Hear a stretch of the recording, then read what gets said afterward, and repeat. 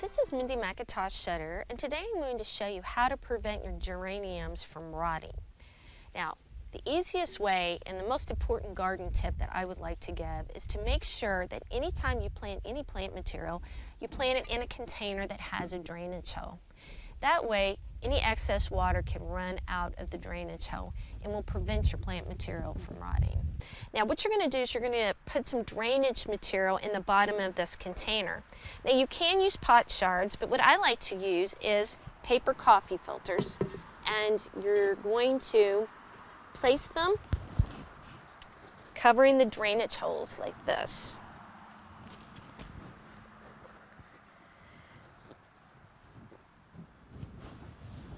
Anytime that you water your geraniums, make sure that you water from the bottom up, not the top down. And what I mean by that is you would simply put your container in another container that is filled with water.